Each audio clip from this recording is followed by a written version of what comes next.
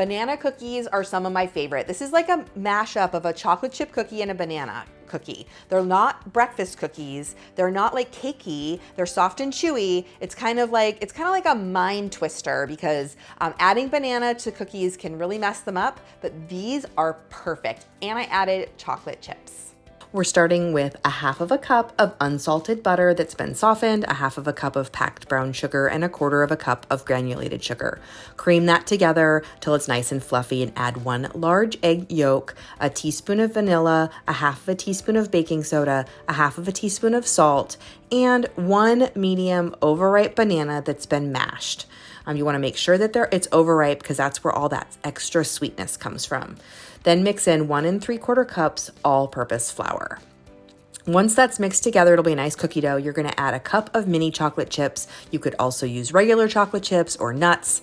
You're going to scoop these 1 or 2 tablespoon cookie scoops, and then you're going to bake them for 13 to 16 minutes. This recipe is so simple. As you can see, I wrote a whole book about cookies and these are some of my favorites.